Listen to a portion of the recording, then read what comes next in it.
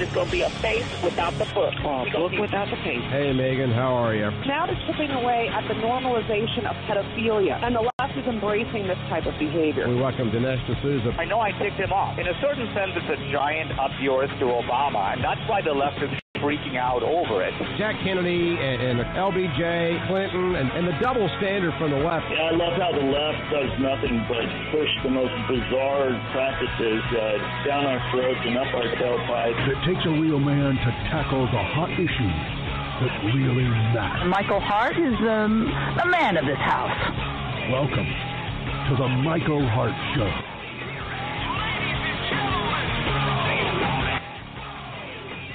Will she or won't she? Of course, we're talking about Ruth Bader Ginsburg. Will she show up at this evening's State of the Union address? Has she made her very first public appearance after her surgery?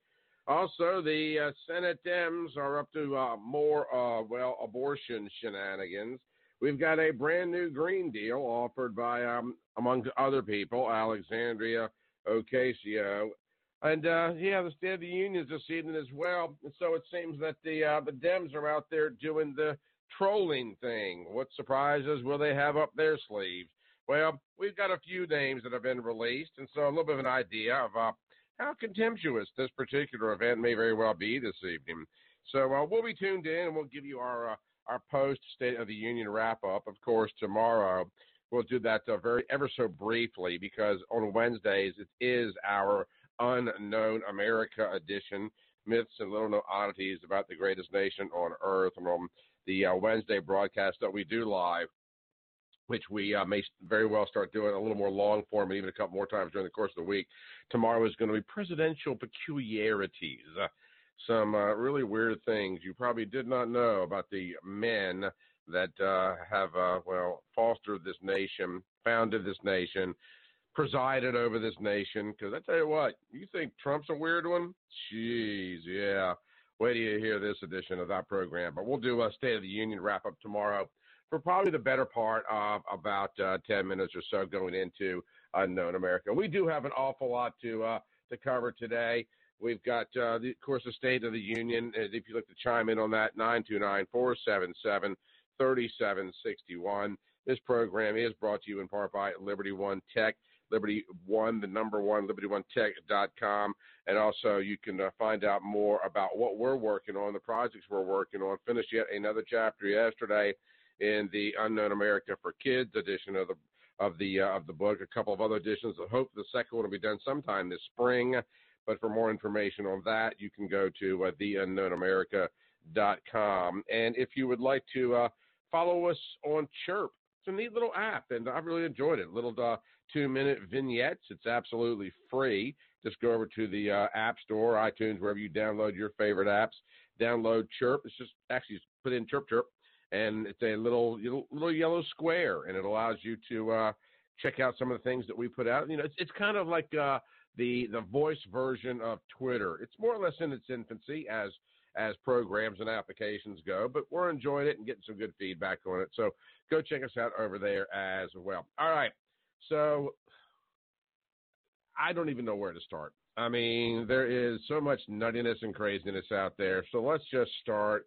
Oh, I don't know. How about right here in the middle? Supreme Court Justice Ruth Bader Ginsburg yesterday attended a concert called Notorious RBG in Song. Ruth Bader Ginsburg. This is in D.C. This is marking her very first public appearance since undergoing a lung cancer surgery this previous December. She is not known as of yet if she's going to be at the State of the Union address. She is recuperating at her home in Washington since the procedure at New York's Memorial Sloan Kettering to remove the lower lobe of her left lung. Well, that's a mouthful. 2 nodules were discovered in a CT scan shortly after she broke ribs in a fall, and she had 2 previous bouts with cancer. But doctors, they're optimistic the surgery was successful and that she is cancer-free. course, the justices are always in attendance at the Supreme Court. And it's also going to be interesting not just to see who perhaps brings whom, but who might boycott. No word yet on whether or not Colin Kaepernick will be kneeling outside, but I'd say that's a pretty strong 50-50. This particular concert was presented by her daughter-in-law and other musicians. Patrice Michaels is married to Ginsburg's son, James. She's also a soprano and composer. James Ginsburg said before the concert that his mother is walking a mile a day and meeting with her personal trainer twice a week. So thanks, Michael, for that particular health update. Also, our buddy Cliff Sims has made it back into the news as people that understand politics and books and, well, just basically the media press tours. I'm starting to wonder if maybe this particular media campaign is beginning to fizzle out just a bit. The reason I bring that up is that on a program with Todd Starnes, the former White House staffer, who, of course, pissed off Trump recently by writing a tell-all book about his time in the administration, surprisingly enough, sided with the president yesterday in blasting, of all things, a recent White House leak. Now, many people assume, and Cliff Sims has admitted to a degree, that he was one of the leakers.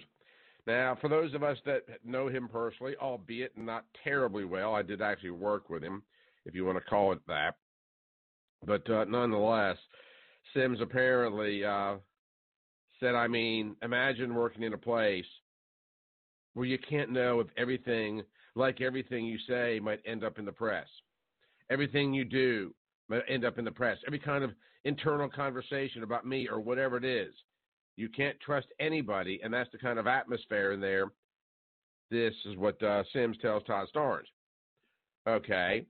Little pot calling the kettle black here as far as I'm concerned, because he has been accused of being obviously one of the leakers, a kind of a Snoop Dogg type of a personality in the White House, attending meetings he was not invited to, being in places he never should have been. Now, all of a sudden, he's taking the high road. It would seem to me as though painting some credibility behind the tome that he recently released with his seven-figure advance, and I cannot imagine for a single moment that the publisher is going to recoup that money because, quite frankly, I have heard nothing much more about this particular book, at least in literary circles. I also think that to a degree, we often talk about Trump derangement syndrome.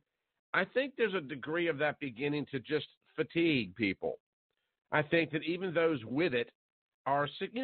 Sometimes when you have the flu and it just won't go away, or maybe you're dealing with even a more pressing health crisis,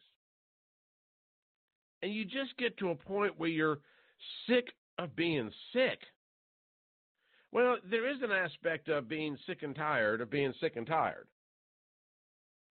And I think that there, to a degree, you're seeing a lot of people in this country that they're fatigued from being fatigued. They're over being pissed off all the time.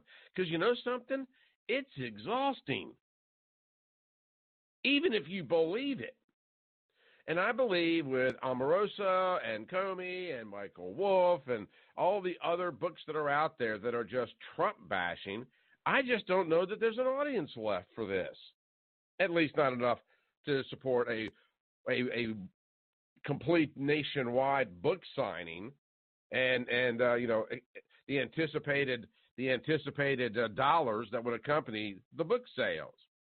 So it would appear, particularly when the allegations that he, in fact, was one of the leakers, that Cliff Sims looks like he's attempting to elevate himself just a little bit here, perhaps for the purposes of developing deeper credibility for maybe the opportunity to gin up sales. Also, bringing something a little bit different to the airwaves is a great way to catch the attention of the press. Because when you're saying everything else that everybody else is saying, you're boring, you're passé, you're blasé, you're irrelevant.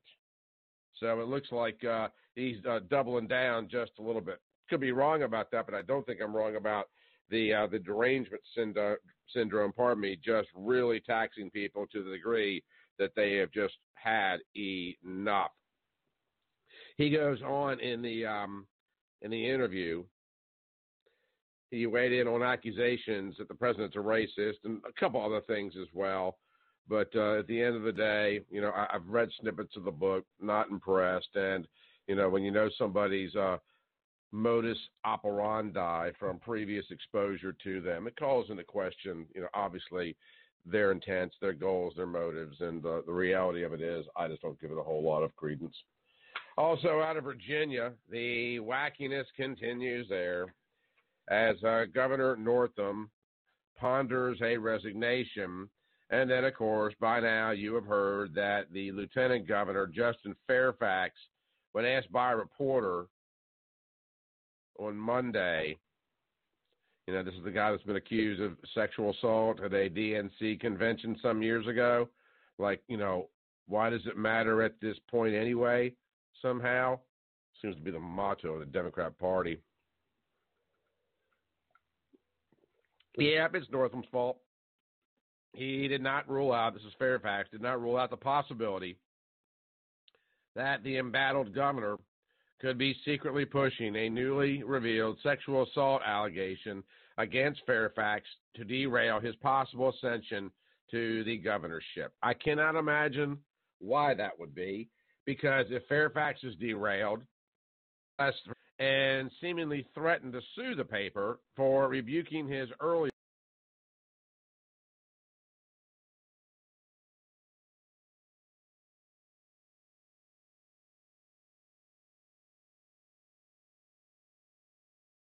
from both D's and R's to resign. That's Republicans, not racist, unless you're a Democrat and you think that way. This is after the now infamous, of course, yearbook to start attacking Lieutenant Governor Justin Fairfax by spreading lies to reporters and state leaders in an attempt to quell support for the Lieutenant Governor as Governor Northam's impending successor should he resign. That makes absolutely, positively no sense. It's a constitutional progression. It's not like you can make all of a sudden the guy that would ascend to the seat unpopular and so disrupt that ascension. And I tell you what, politics does in fact breed some ignorant people.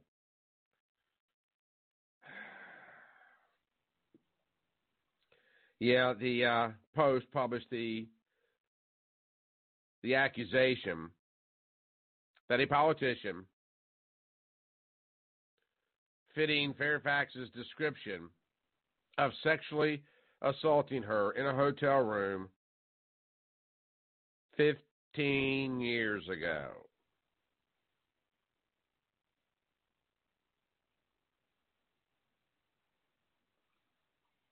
Has anybody done the Facebook 10-year challenge? I didn't, because I can't fathom it, because I have changed so much in the last 10 years. My hair is almost completely white these days, and probably because of crap like this. How much could somebody change in appearance in 15 years, number one? Number two, if there was an assault, why would you not level that accusation at the time? Oh, please don't make me go on a Brett Kavanaugh defense of this guy, because that's about what it's going to take. I am so sick and tired of the weaponization of assault, even if it is against somebody that I would deem a political opponent. The taste it left in my mouth, being here in the state of Alabama, vis-a-vis Roy Moore, and then going through the Kavanaugh thing, and these national these national pundits, you know the ones I'm talking about. I mean, anybody for that matter that's on TV or radio or whatever. Until you have actually seen one of these type of cases unfold in your state in real time with people that you know as the players, you have no idea how exhausting it is, how ridiculous it can become. So now you've got Governor Northam possibly accusing his lieutenant governor of assault for the purposes of maintaining his office.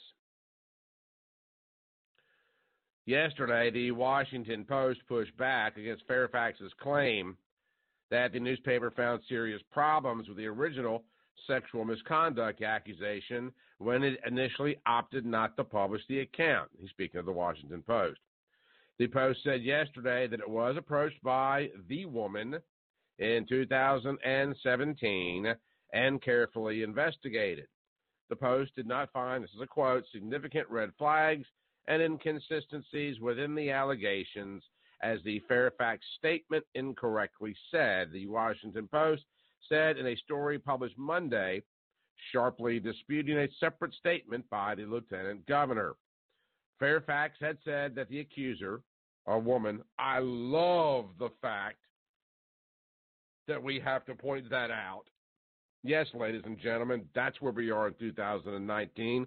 Fairfax said that the accuser, a woman, a female, she was even cisgender, first approached the Washington Post a year ago prior to Fairfax's inauguration. The Post carefully investigated the claim for several months, according to Fairfax's office in a statement.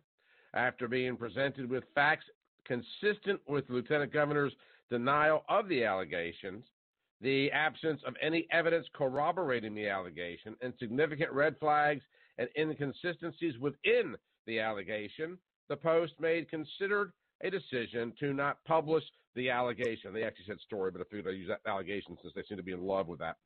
In the Monday story, the Washington Post acknowledged investigating the claims and decided not to publish, but it said the Fairfax statement incorrectly claimed the paper found significant red flags and inconsistencies, again, within the allegations. Fairfax and the woman told different versions of what happened in the hotel room where there was no one else present, and I would hope that would be because, well, you know, the Washington Post could not find anyone who could corroborate either version. The Post did not name the accuser, but the paper said Fairfax and the woman met in Boston at the 2004 Democratic National Convention.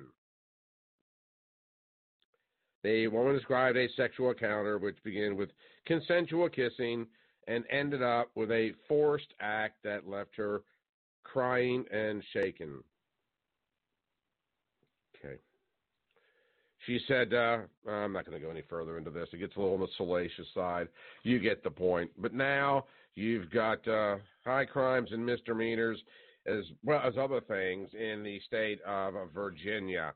And will it come to anything? Well, my prognostication is that Northam stands down and Fairfax ascends. I don't see Fairfax standing down. There's nothing. Look, let me just put it this way. If you have the yellow journalism rag of the Washington Post not willing to print a salacious story of sexual misconduct and impropriety with a politician and an unsuspecting cisgender person, come on. Just the fact that they avoided the story is enough proof for me, because they'll print anything, including their own mother's underwear size. I mean, it's absolutely ridiculous to what degree these folks will stoop to. So for them to say there's nothing here, move along, nothing to see, would imply to me that, in fact, there is nothing there to see. Of course, it is the State of the Union tonight, and there's going to be a lot of discussion as to immigration. You know it's coming. No idea if El Presidente is going to speak directly to San Fran Nan. We'll figure that out a little bit later this evening. But the Democrats are definitely going to be trolling Trump with some interesting State of the Union guests. We've got that. We've got the abortion issue, which I feel he'll probably also speak to vis-a-vis New York and Virginia. And now you've got Senate Democrats blocking a bill to protect abortion survivors, calling it a stunt. In addition to that, new details emerge with the new Green Deal as Ocasio-Cortez preps the big reveal. Yeah. And one Harvard professor suggests that there is a spacecraft orbiting Jupiter. Now, I'd like to point out that there is a Harvard professor who refuses to back down from his claims that there is a spacecraft hanging out near Jupiter. Now, this story is true. I mean, that he thinks it. What's one of the more liberal colleges in this country? Okay, are you seeing a trend here? That's right. We're going to get in the story a little bit later on. We'll save the Democrats trolling Trump with the State of the Union perhaps a little bit later on. But it would seem like, speaking of the assault of women in Virginia, is just a perfect and natural segue to Senate Democrats yesterday blocking a GOP effort to introduce a bill meant to protect abortion survivors. This came in response to comments last week by Virginia Governor Ralph Northam, who is a Democrat, despite what CNN would like to report. And yes, ladies and gentlemen, that was intentional. Because yes, ladies and gentlemen, they do think that their viewers are that stupid. Because yes, ladies and gentlemen, well, many of them are. But I digress. Nebraska Republican Senator Ben Sasse sought unanimous consent to pass the Born Alive Abortion Survivors Protection Act, or the BAA-SPA, because everything in D.C. has to have an acronym. This would have required, and this is a quote, by the way, this would have required that any healthcare practitioner present at the time of a birth exercise the same degree of professional skill, care, and diligence to preserve the life and the health of the child as reasonably diligent and conscientious healthcare practitioner would render to any other child born alive at the same gestational age. The bill, which exempted the mother involved in the birth from prosecution, would also have required practitioners to, quote, ensure that the child born alive is immediately transported and admitted to a hospital. What they're speaking of is a botched abortion. Now, let's just pause there for a moment, shall we? For just a second. We are right up to the moment of birth. The mother decides to terminate the pregnancy. We can get into a debate as to how many physicians are there, what her mental capacity is, whatever. But in Virginia and New York, where these bills are being bantered back and forth, the mother decides to end the pregnancy. Somehow the doctors fail to terminate the life of the unborn child successfully. And Senator Sasse is now introducing legislation that, if that is in fact the case, and the abortion, I hate to even use the word fails because it's just disgusting the way it sounds, but the baby does survive. He wants a bill in place that says that child will then be given every effort and opportunity to be saved by receiving medical care. Democrats are trying to block it, calling it a stunt. We're talking a live birth. Live birth. We're out of the womb here, folks. Live birth. Save the baby. Democrats don't think so. It's a woman's right to choose the life and death or the physician of that child post-birth. I want you to think about what I just said. I'm not taking a break. I just want to let that sink in.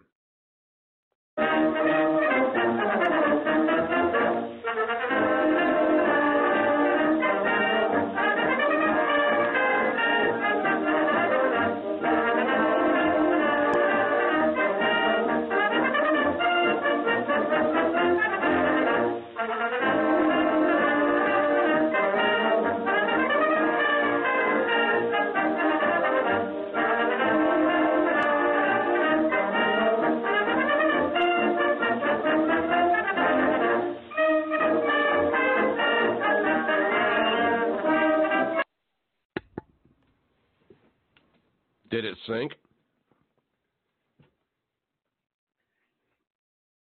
I thought the music was appropriate. I wanted to be as upbeat as I possibly could on such an ignorantly sad, despotic point of view. Okay? Now, there's been a lot of debate over the last couple of weeks, particularly in Virginia, if whether or not we're talking about the issue of infanticide. If this story does not prove that, I don't know of one that will.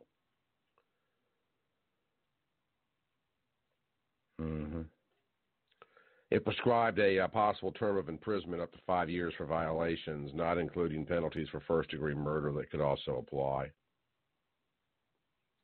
It's also interesting, there's a very sad story that came out of New York a couple of days ago.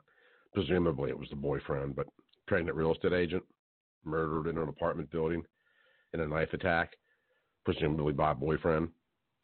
They're searching for the assailant as we speak, and he'll be charged with the murder of the woman, obviously, and the baby. I can't get my head around how we can terminate the life of a child that survived an abortion. But in the case of this murder case in New York, which is the first state to come out with this nonsense, I mean, do you see how those two diametrically opposed viewpoints, they cannot coexist?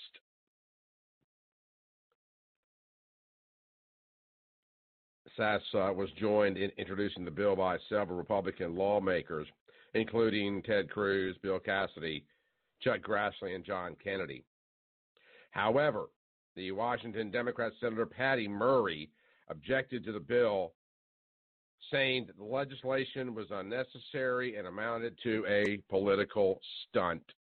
And that's where we are, ladies and gentlemen, on this particular day in 2019, where salvaging the life of a child is deemed nothing more than a political stunt. Quick break, coming right back on the other side. You're listening to the Michael Hart Show on the Heart of America Talk Radio Network. Don't you dare go away. I want to see the light.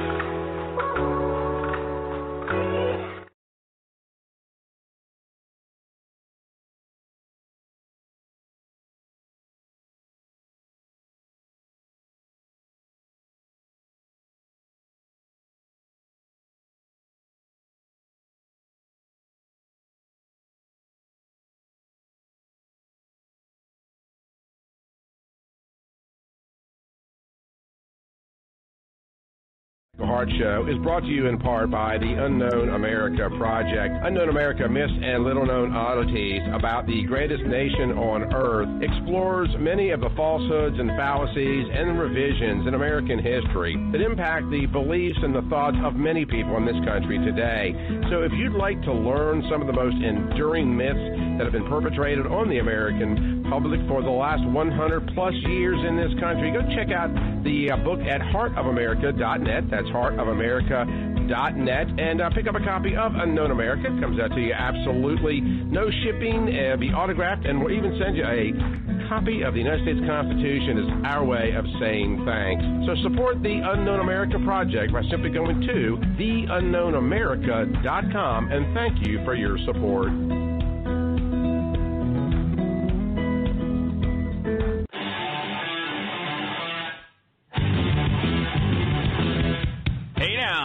It's Andrew McLean Dane, here to remind you about my podcast, Over the Line. This is the podcast your mom warned you about, even though your mom doesn't really know what a podcast is.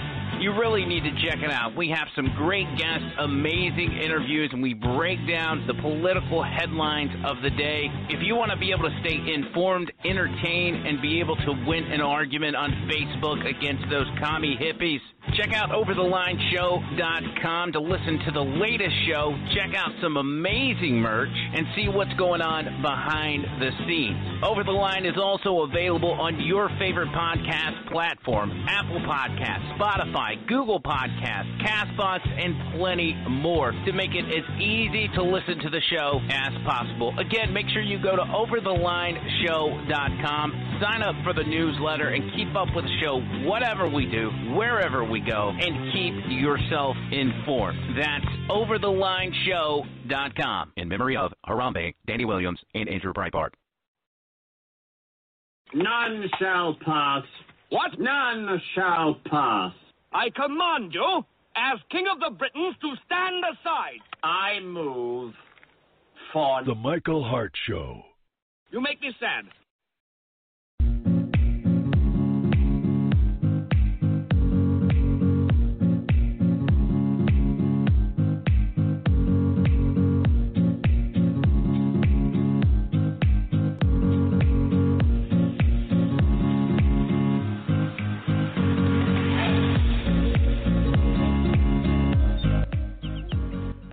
So, will the president speak to the abortion issue in this evening's State of the Union address? We really don't have any idea at this point in time. We do know that he will speak, obviously. I expect much of it to be about an hour, maybe hour 10, 15-minute long wall commercial or border commercial. But it is going to be something where we are going to see the consternation, the antithetical feelings of disgust between Trump and Pelosi on pretty much full display. Also, I'm sure that the economy is going to play much into this as well. But whether or not we have conversations within the halls of Congress about what's going on with the abortion bill or not, this is one of these type of laws or bills, it hasn't been passed yet, where you can make a difference. When it comes to the economy, when it comes to border security, it can sometimes be difficult to make your voices heard because the president is going to do what the president is going to do. Congress is going to do what they're going to do. But on issues such as abortion, you can be heard. You must be heard. And it's more than going down to the Staples or the Office Depot and getting the cheap poster board and a Sharpie. That's all fine and well. It's also writing your paper. It's also calling talk radio programs and voicing your displeasure. It's also putting your wallet into the movement. It's lobbying your respective state senators. That might come in the form of a letter, an email, or a trip to your respective state capital. When politicians feel pressure, they move. They don't move because of rallies. They don't move because of heated town halls. They move when they see trends within their constituency. And when a politician, many of which have amazing inferiority complexes, feel like they're no longer popular, think of it this way. You post something on Facebook or wherever. We'll just stay with Facebook. You think it's witty and it's snappy. Maybe it's cute, or maybe it's inspiring. But then it doesn't get any likes. And you start having those thoughts in your head. What did I do? That's good stuff. Nobody likes me. Now, not everybody does this, but a lot of folks do. And politicians can be amongst that group. In many cases, it can be a big, gigantic popularity contest. Alexandria Ocasio-Cortez is emboldened by that belief. She thinks she's that popular, and she is amongst her supporters. When a politician feels like their popularity contest, which in their minds translates to votes or the lack thereof, is waning, they will turn. I guess what I'm trying to say in so many words is that the pro-life crowd must be much louder than the pro-choice crowd. There is a picture that accompanies the article on Fox News. One young lady holding up a pro-choice sign, another lady holding up a my choice, not theirs sign, a young man wearing what looks like some kind of a safety vest says pro-choice clinic escort. This kid couldn't be 14 years old. Why in the hell are these people in this debate? You see, pro-choice to some people sounds better than pro-life. It's been deemed a form of racism in some people's minds. And that's why politicians have got to feel the pressure. You can tune in to talk radio all day long. You can get on Facebook and get these debates all day long. You can stop talking to your sister or your brother-in-law, your aunts or your uncles all day long. In the meantime, we're passing legislation in this country that allows you to take a child's life post-birth. Now, I would pray that the president speaks to this evening. I have my doubts, but we shall see. Because according to many in the Democrat Party, it is merely a GOP stunt. Phones are open 929-477-3761, 929-477-3761. We've got Clark calling in, so let's run over and bring him into the discussion. Good morning, Clark. How are you? Hey, Michael. I'm doing well, and yourself? Just delightful. Good deal. You know, up until this point in time, unity has always been the Democrats' forte. They've done it very well. Anytime one of them gets in trouble, they can count on all the other Democrats to circle the wagons and give them cover. And it looks like to me with the Northam Fairfax thing, that's kind of falling apart on them. The only other time I can remember in recent history where they failed to support one another would be the Bob Menendez thing. And I don't know, he was stupid enough to speak out against an Obama policy, and within 72 hours he was up on ethics charges. Yeah, charges you beat, by the way.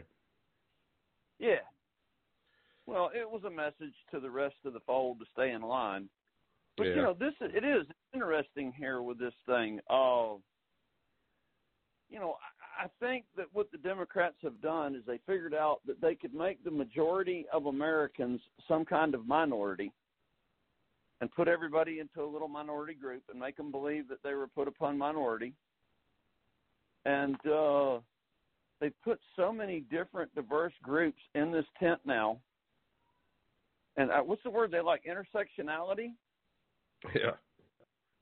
I think the intersectionality is starting to become a problem for them because now they're going to have to choose between their racist past and their abortionist future, aren't they? Yeah, and that's really interesting because the observation, because you're absolutely right, that their racist past is undeniable. And, you know, I get so frustrated when I talk to people that just don't grasp that. But the observation of a racist past and an abortion future, I mean, They are, if the average rank-and-file Democrat would look at the philosophies of the party, what they say they stand for is pretty much the opposite of what they stand for. And it is the darndest thing to me that anybody would align themselves, particularly as a minority group, that, you look at it this way. Taking Planned Parenthood for just a moment, and the fact that, Margaret Sanger's beliefs of using abortion as a methodology to cull the African-American race out of existence, she was not only the biggest advocate in her time of abortion as birth control, but hated the black community. Margaret Sanger is alive and well in this country today, and you got 14, 15-year-old kids with poster boards running all over this country proving how brainwashed they are from her cultural philosophies, and a huge portion of the African-American community that is completely out in the dark when it comes to this reality. Well, it's nice that you bring this up because, Margaret Sanger, keynote speaker for the Ku Klux Klan, and an advisor on how to reduce, her words, not mine, the weeds in our garden. Mm-hmm. And they're fine. Groups of people are fine with people that support that, ideology or, what sprang from her evil. And then they're triggered by the photograph that they were triggered by. And it just kind of fascinates me because on the one hand, you've got an organization that was designed to kill minority children and reduce populations, and there's no problem with that. And then somebody doing something stupid is what triggers them. Yeah, you're spot on, Clark. I mean, it's the darndest thing. I can't get my head around it. I think sometimes that people think that we're kidding about this reality. You don't have to take our word for it. It's just like yesterday down in Alabama, there was a lot of stuff posted on Representative Congresswoman Terry Sewell's Facebook page honoring the life and contribution of Rosa Parks. And everybody's piling on about what a pioneer Parks was and all this other kind of stuff. And they just completely omit the realities that the whole event, at least from Parks' perspective, was staged. And, the reality, somebody else had already done it, and they didn't want that, the Claudette Colvins of the world to be out there. Parks was an NAACP employee, but here you've got a representative that I feel quite certain has no idea of the truth. So we're going to continue to advance these complete falsehoods that people buy into for the purposes of managing that aspect of the constituency and the culture. And they're too stupid to see through it because their politicians are too stupid to know it, which is why we got the Alexandria Cortezes of the world that want to increase the budget by $26 trillion. But it's all okay because we print our own money. I mean, it's how in the hell do these people survive? Clark, they should have died of childbirth. They're so stupid. Well, something about tell the lie long enough and loud enough and enough people believe it comes to mind with a lot of it. I guess so. It's heartbreaking. Well, yes. I mean, we have we've allowed things to be dumbed down to the point where, it's like I said before, the scary thing about Alexandria Ocasio-Cortez is she is representative. She's not scary in who she is, but it is scary that there's enough people that she now represents them. Well, you might have heard the story I did yesterday that Michael Moore wants to change the Constitution, change the minimum age to run for president so this woman can run for president. Can you imagine don't you laugh at me, if that were to come to pass, we would have literally lived out the movie Idiocracy. We would be there at that point. We're getting there. We are getting there. Let's just hope the Lord gets here first. Well, take heart in that the socialist and communist regimes have failed to survive 2 generations anywhere they've been done. If they take over, correct, our great-grandchildren might be okay again. One can only hope, my friend. There you go. Michael, keep on getting after it. I'm going to try, Clark. Thanks for the call. All right, bye-bye now. Bye-bye. Yeah, you can see it gets my ire up pretty quick. And then when I'm looking at these children, and they are children in this picture, that are obviously brainwashed into believing that abortion, that's why we are where we are today, folks. It's because you have a whole, you know how sometimes we have those fun little conversations that our young people had never seen a record album, or for that matter, a cassette tape or an 8-track. They don't know a time where there weren't cell phones. They don't know a time where, there wasn't cable. How many kids do you think there are in this country today have ever seen a phone booth? Or the idea that you actually had to stop, get out of your car, and this is after you found the darn thing, walked up to a glass booth, had to dig through your purse or your pocket to get a dime, and hope like heck somebody hadn't stolen the microphone out of the phone. And if you didn't know the phone number, there was that ratted, tatted, stained phone book that you had to flip through, the one that was 5 inches thick, that was covered in that weird plastic case. How many kids do you think have ever had that experience? The reason I bring that up is, how many of these young people today know a world where there actually was no abortion, where there was a sanctity for life, a preservation, a respect, an honoring of living beings? We have children in this country, folks, that are born into a culture of death. They learn it in their music. They learn it in their schools. They learn it in their video games. It's taught online. It's in their apps. And their feckless, lily-livered, cowardly parents who are afraid of their own children, they might not encourage this behavior, but they certainly don't stand in defiance of it, out of fear that their snot-nosed, spoiled little brat might no longer want to hang out with mommy or daddy. Or they're going to act like that spoiled little British kid, Dudley, in the Harry Potter movies.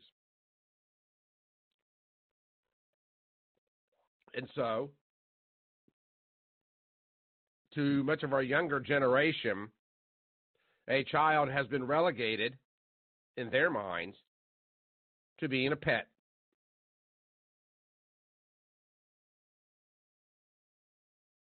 Your dog or your cat becomes sick, they get leukemia or have hip dysplasia problems like German Shepherds are prone to. They go blind or their livers begin to fail. You pack them up, you take them to the vet puts the needle in them, and we put them down.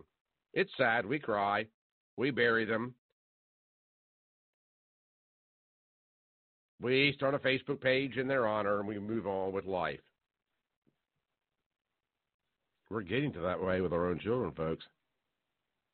Oh, it couldn't happen here. It happens in other cultures. Sure as heck does, and it's starting to happen here. You know why? Because we're complicit in our silence. I hope Clark's right. I hope our great-grandchildren turn the tide. But right now in this country today, we are debating whether or not providing medical care to a child that survives an abortion, whether or not that's a stunt. A stunt. But no, I'm just one of those right-wing, caustic, bigoted, Trump-supporting racists that lies through his teeth for the purposes of doing a talk radio program. So move along. Don't pay any attention to me. After all, I mean, he's one of those there self-professed Christians. He believes in ghosts and flying spirits and prays to people he's never even met, never even seen. He actually believes there's something out there pulling the strings. Yeah, he's one of them crazies. Uh-huh. But I'm not one of those people that thinks that $26 trillion added to our debt is a good idea.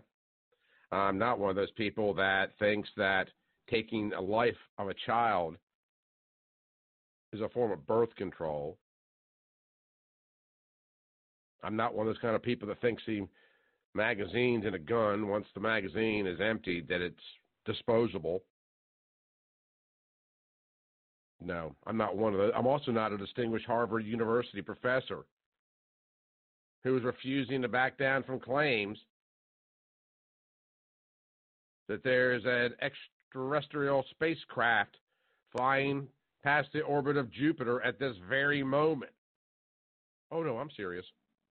Because that's what you get from Ivy League academia. That's also what you get from the other academia. We are in a knowledge bankruptcy court, folks. Knowledge is out in this country. The truth. If you can identify with gender, why then, therefore, can you not identify with your version of truth? That's the problem in America today. And it is being perpetrated in part not just by feckless parents that don't give a damn about the realities of the world their children will inherit, but also by professors that are this out of their ever-loving minds. I personally believe that there probably is life somewhere else in the universe because mathematically speaking, I can't see it being possible that there wouldn't be, considering the vastness of it. But if there's a spacecraft right up the street at Jupiter, from a celestial perspective, that's like going to the mall. Every telescope in America could pick it up. But according to Avi Loeb, one of the top astronomy professors in the world, boasting decades of Ivy League professorships and hundreds of publicized works in respected astronomy publications, is remaining defiant that the space object, first noticed by Hawaiian astronomers in 2017, is from another civilization. Considering the artificial origin, one possibility is that this craft is a light sail floating interstellar space from an advanced technological equipment. Yep, that was written in the Astrophysical Journal in November, according to, wait for it, the Washington Post. Since making the claim, many scientists have criticized him for offering in their view the most sensationalist theory that there is. But then again, that is the condition of academia in this country today. All right, ladies and gentlemen, the much-anticipated State of the Union address is upon us. Who will attend? Who will not? Who will boycott? That's going to be the discussion throughout the course of the day, and I'm certain we will hear from the president as it relates to the condition of the economy, and maybe even speak to the new Green Deal as details have emerged. Yesterday, AOC, you know who she be, unveiled new details on the so-called Green New Deal. She plans to introduce this in a matter of days as she worked behind the scenes to rally congressional support for the proposal that could cost as much as $7 trillion additional dollars. Ms.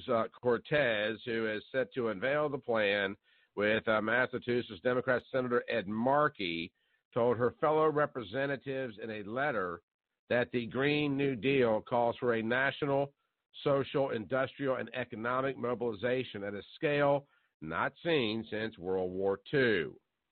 Next week, this is a quote, by the way, we plan to release a resolution that outlines the scope and scale of the Green New Deal. That was said in a letter And she also added that the country's near total economic transformation should take approximately 10 years. Total economic transformation.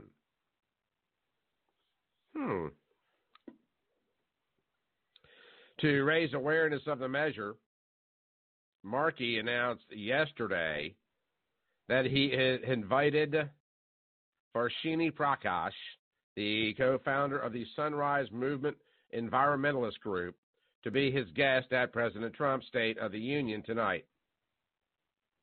Several other Democrats, by the way, announced guests apparently intended to highlight their opposition to some of Trump's economic policies.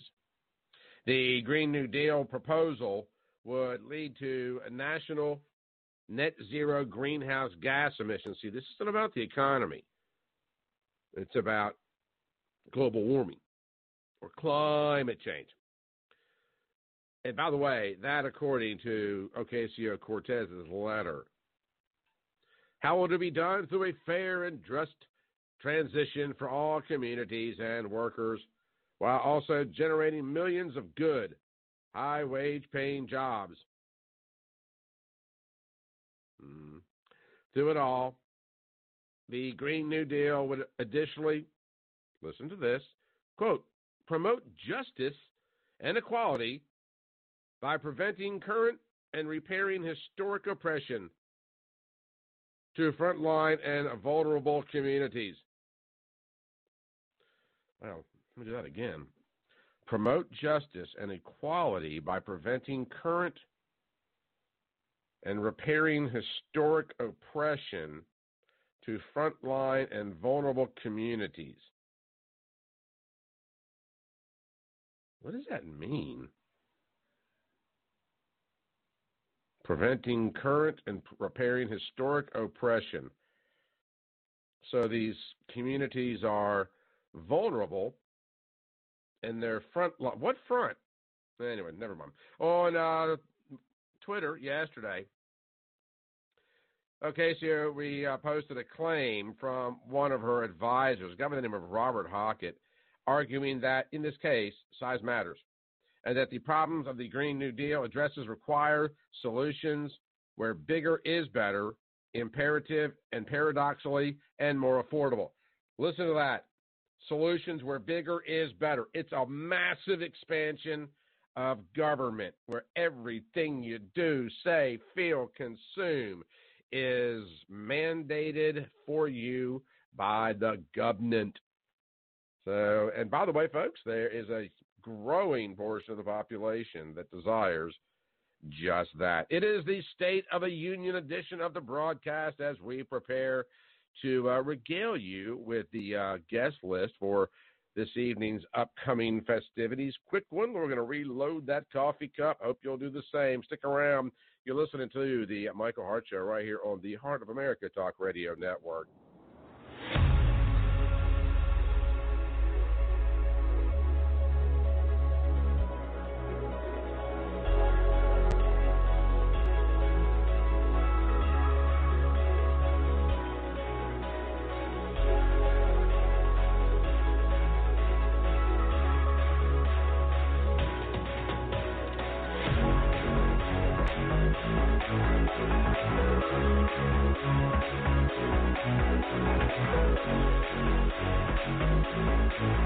Does your home have a water problem? Drainage around your home can cause all kinds of headaches. Disease-causing mold, cracks in walls, foundation failure, even roof leaks. At Alabama Water Management, we know that problems can often be fixed from where the water is coming from, outside. Our approach is less invasive and less expensive. So before you spend thousands on a potentially unnecessary waterproofing system, call Alabama Water Management for a free evaluation. Alabama Water Management. Don't waterproof, water prevent. Find Alabama Water Management on Facebook or on their website at alaH2O.com. The Land Report, the magazine for the American landowner, is a proud supporter of the Michael Hart Show. Currently, they're offering an exclusive subscription price for listeners of the Michael Hart Show. So click on the subscribe button on landreport.com and enter the code HARTSHOW at checkout and receive a 1-year discount on America's #1 land magazine. You'll get a full year of the Land Report, which normally goes for $59, for only $15. That's a 75% savings off the cover price. Again, that's promo code HARTSHOW at checkout of thelandreport.com, and make sure to check out the Land Report on Facebook if you love land.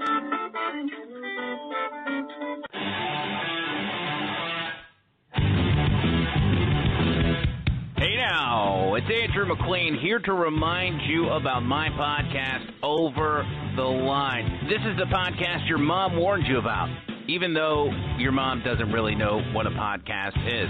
You really need to check it out. We have some great guests, amazing interviews, and we break down the political headlines of the day. If you want to be able to stay informed, entertained, and be able to win an argument on Facebook against those commie hippies, check out OverTheLineShow.com to listen to the latest show, check out some amazing merch, and see what's going on behind the scenes. Over the Line is also available on your favorite podcast platform, Apple Podcasts, Spotify, Google Podcasts, CastBox, and plenty more to make it as easy to listen to the show as possible. Again, make sure you go to OverTheLineShow.com, sign up for the newsletter, and keep up with the show, whatever we do, wherever we go, and keep yourself informed. That's OverTheLineShow.com. In memory of Harambe, Danny Williams, and Andrew Breitbart. It's not right versus left. It's us versus them. It's the Michael Hart Show.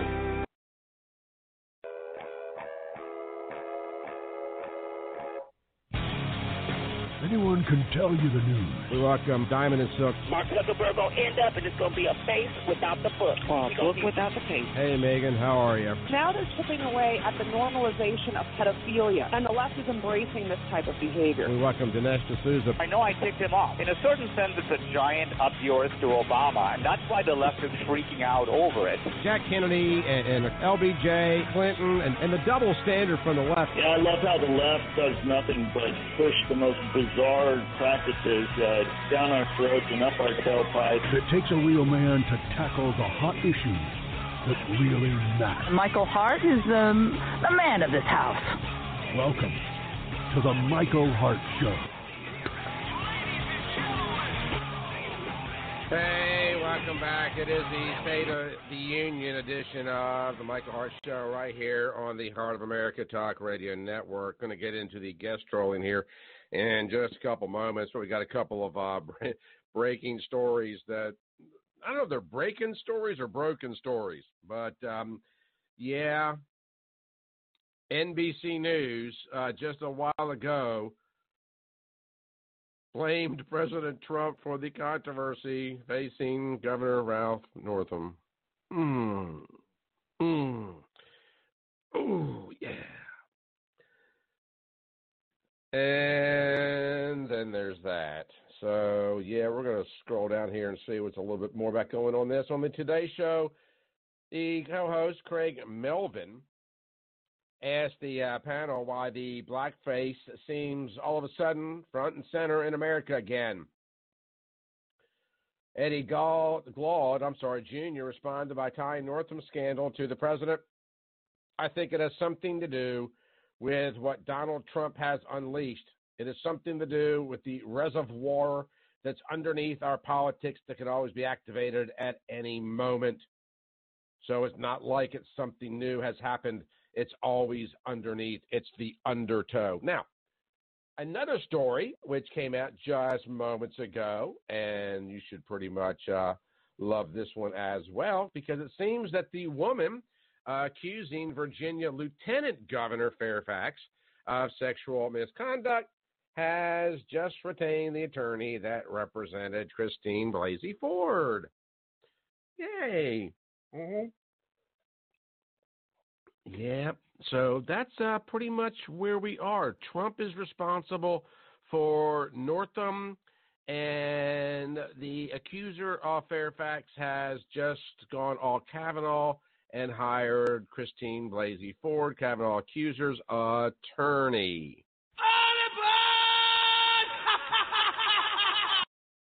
Indeed. And tonight is the State of the Union address, and I have no idea if the president is going to speak to any of those particular issues. He certainly shouldn't. But the congressional Democrats are using their guest list for the State of the Union address to score political points against Trump on immigration, the government shutdown, and a whole lot more. While Trump has said that he plans to deliver a message of unity this evening, he will attempt to find common ground with Democrat lawmakers. Many on the other side of the aisle aren't buying his pleas for bipartisanship, with Democrats fuming over Trump's push for a border wall amid a still unresolved funding standoff. Those guest lists signal the president could face a tough crowd. Well, you think? In the latest example, AOC said yesterday she'll bring an activist who made headlines protesting against now Justice Brett Kavanaugh's nomination to the Supreme Court. No word yet on whether or not Dr. Ford's attorney will be in attendance. Do you guys see history repeating itself? Do you guys see now why I do what I do? It's the exact same thing playing out all over again.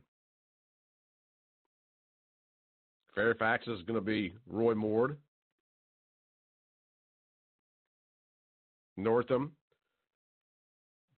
Frankly, I think he should go. I mean, first off, I thought he should go with the abortion thing. But it's just the weaponization of accusation. That's all it is. Accuse, accuse, accuse. You weaponize accusations. Because, once they're out in the court of public opinion, the truth doesn't matter any longer. Put it out on Facebook. Put it out on YouTube. Put it out on Snapchat or whatever. It doesn't matter anymore. The truth is fluid. We've learned that. So we're going to have Alexandria Cortez this evening bringing somebody that made headlines protesting against Brett Kavanaugh. Okay, great. Well, Christine Ford just made headlines too.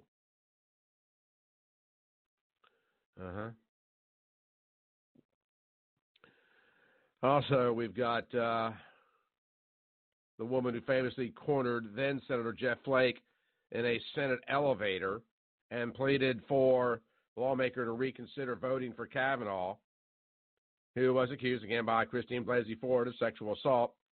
Flake agreed to delay a committee vote, allow for a brief investigation before ultimately supporting Kavanaugh. Her name is Archila, says she's honored to be a guest of the freshman Democrat, speaking of Alexandria, and will sit in the gallery overlooking the chamber during Trump's address. She said she will wear white and a pin the congresswoman gave her that says, "Well-behaved women rarely make history." Yeah, Monica figured that out too. I went there.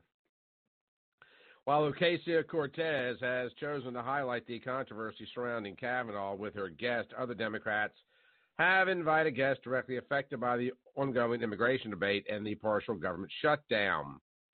Representative Bonnie Watson Coleman, who's a D from NJ, invited Victorina Morales, a Guatemalan woman living in the U.S. illegally, who reportedly was fired from the Trump National Golf Club. Why? Because she was here illegally. Okay, so let's parade that out there. Morales has spoken out about the Trump Organization's hiring practices. The Trump Organization said last week it will use the E-Verify electronic system at all of its properties to check employees' documentation. Sandra Diaz, a native of Costa Rica who worked at Trump's club from 2010 to 13, will also be attending the State of the Union as a guest of Jimmy Gomez of California. Diaz was also hired without legal papers. She is now a legal permanent U.S. resident, says she decided to speak out because she is angry about the president describing some immigrants as violent. Well, some immigrants are violent. Some residents are violent. Some dogs are violent. I mean, give me a break. Good grief, grow an IQ, would you? Senator Jeff Merkley, who is from Oregon, inviting a mother and daughter from Guatemala who were denied asylum in the U.S. and eventually were separated for 2 months last spring after they were caught illegally crossing the southern border. So, in other words, it's criminals on parade. That's wonderful. The child separation policy came from a dark and evil place within the heart of this administration. Really? It's the same damn immigration policy Obama had, so stick it, Markley. Markley said, according to local Oregon media, innocent children suffer because of the deeds that were carried out in our names and using our tax dollars as Americans. I'm bringing Albertina and Yakelin in as my guest of the State of the Union because we need to bear witness to the suffering that this cruel policy inflicted. And do you see a trend here as well? It's basically all illegals that are not supposed to be here. They're being paraded out for not getting their social policies that supposedly, according to some, that also have questionable IQs, think are constitutional rights bestowed upon people that are not citizens of this country. Hello, baking powder. Does anybody out there see a problem with this? Oh, my God, the ignorance in Congress is numbing. Other Democrat lawmakers have invited guests who are directly affected by the government shutdown.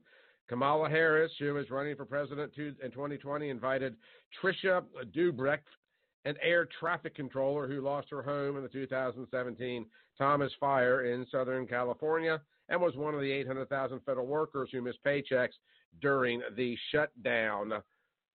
The woman was one of the more than 800,000 people whose paychecks were withheld during the shutdown, and it happened while her family was still recovering from losing their home. Harris wrote on Twitter, I'm honored that she'll be joining me at the State of the Union. Late Monday, the National Air Traffic Controllers Association said 11 members had been invited to the State of the Union by various Democrat lawmakers, including Chuck Schumer and the minority whip Dick Durbin of Illinois and Tim Kaine of Virginia. These invitations, according to the organization, are a testament to the respect that our members and professions have earned on Capitol Hill and across the country. This, according to the National Air Traffic Controllers Association President Paul Rinaldi. Despite personal hardship and stress, uncertainty and fatigue, over the 15,000 members went to work during the partial government shutdown, did their jobs at the highest level, and continue to demonstrate to America why they are consummate safety professionals. Senator Elizabeth Warren, also a hopeful, said Monday that her guest would be a guy whose name I cannot pronounce because it has entirely too many vowels in it, but he was a furloughed Department of Housing and Urban Development employee and local Massachusetts labor leader. I believe his first name is pronounced Sahid. She tweeted that Sahid went 35 days without a paycheck during the Trump shutdown. Well, I was furloughed back in November, so I've gone about 4 months without a paycheck, so stick it, Lizzie. Democrats, however, do not have a monopoly on using the State of the Union list to make a political point. Republicans are bringing guests ranging from survivors of sexual slavery in the Middle East to survivors of the opioid epidemic and Border Patrol agents. Representative Bill Johnson, who's from Ohio, invited a police officer who accidentally overdosed on the synthetic fentanyl after the powder ended up on his shirt following a drug arrest, while Jeff Fortenberry, who's from Nebraska, is bringing Nobel Peace Prize winner Nadia Murad, a Yazidi human rights activist and sexual slavery survivor under ISIS. And so the guest list on the Republican right continues to grow, as it is going to be the exploitation of the demise of Americans, both Democrats and Republicans, and some that probably have no idea what they are because they're here illegal. But it's going to be nothing more than what looks like an expose, and again, some form of an exploitation of those that are nothing more than political pawns. But hey, I think it's cool to be at the State of the Union, and frankly, it probably will be cool to be at the State of the Union this evening as we watch with worried fascination as two of the, most antithetical opposition groups in American political history go head to toe over political ideologies that far too many of them do not understand. So it shall be a lot of fun to watch. Tomorrow's broadcast, of course, is going to be The Unknown America. But since we do this program live, what we'll do is we'll expand it out a little bit more, and we'll start on time. And we're going to get into some of the presidential peculiarities, things, just weird stuff from the founding fathers, the framers, which, by the way, is a different group. A lot of people don't realize that. Also, many of the peculiarities of some of our chief executives. And so that's going to be a lot of fun. The book, Unknown America for Kids, should be ready in about 2 or 3 weeks. We'll get it out there for publication. So for those of you that think it's important for your young people to know the truth, we're going to get that out there. It is it's a somewhat of a, I'm not going to say watered down. That's not the best explanation, but let's just say less visually stimulating version of the original book. I speak to a lot of the same issues, but in more childlike language, if that makes any sense, to make them a little bit more respectable to the younger minds that are out there, because I take that very seriously.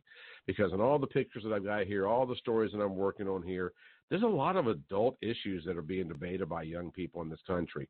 Moms and dads, it's important that your young people learn these things. It's another reason why I am beginning to ramp up my college talks. If you are anyway affiliated with a university, we would love to come out and speak to your campus groups. We do this absolutely free of charge in the southeastern United States, because we want to get the truth out. We want these young people to know what's going on in the world around them. I'm going to overeducate your kids if I have to, so they can make decisions that are based on truth and reality, because in a community, in a world, in a country where your gender can be fluid, then the truth and reality can be fluid. And that is no way to run a country. It's no way to run your life.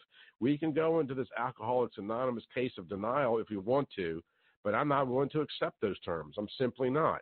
And so if we're going to have debates and arguments in this country and make any lasting solutions, then darn it, let's get the facts right. I mean, what is so frightening about the facts? What is so frightening about learning the truth? The truth of socialism and fascism and progressivism and racism and all the other isms that are out there.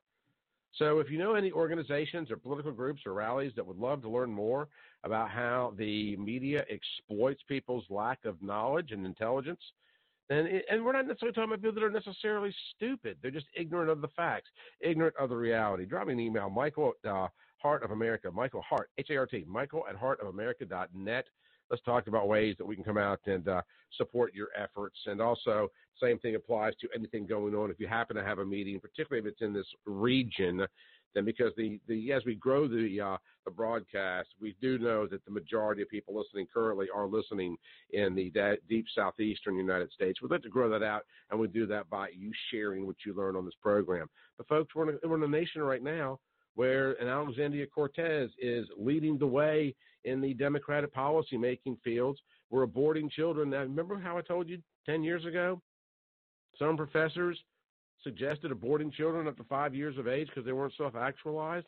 It didn't go anywhere, obviously, but now we're at least at one day. That's what's being talked about in Virginia. It's happening. Right before it's happening. Please tell somebody about this program. Please tell somebody about what you heard in this program. Tweet it, post it on Facebook. Support the program economically so we can keep it on the air. Because right now I'm footing the entire bill for this. But I think it's important. And I'm going to put my money where my mouth is. Because right now, I don't want to have to pass away and face my Lord and get asked the question, well, Michael, these things happened on your watch. What'd you do about it?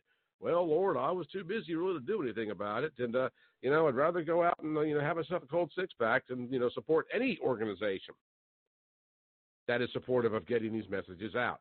It's real easy. Just go to Heart of America, click on the Patreon button, support us any way you can. Check out a copy of the book. Not making any money on the book. I do that because I care, because I give a darn about this country, about the truth, about reality. That's why I send out a copy of the Constitution that I have to pay. I pay for the shipping. I pay for the book. I pay for the packaging. I pay for the gas it takes to run all these books up to the post office. The response and reviews on Amazon have been absolutely wonderful. And if you'd rather have a downloadable version, then just check out The Unknown America on Amazon and get your Kindle version of the book. If you're an Amazon subscriber, I've even made it no cost to you. I can't do any more except to ask for your support. That's it for us. Going to wrap things up. Tomorrow will be the Unknown America edition of the broadcast. We will be live with you at 8 o'clock, giving you our post-State of the Union wrap-up. The phone lines will be open for that as well, so make plans to attend. You've been listening to the Michael Hart Show right here on the Heart of America Broadcasting Network. Please share the program.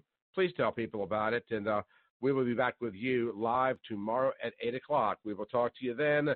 Hope you enjoy the State of the Union address this evening, and for those of you that are compelled to do so, a bottle of wine might not be a bad idea. Back tomorrow. This is Michael Hart, and you're listening to the Heart of America Broadcasting Network. I want to see the light.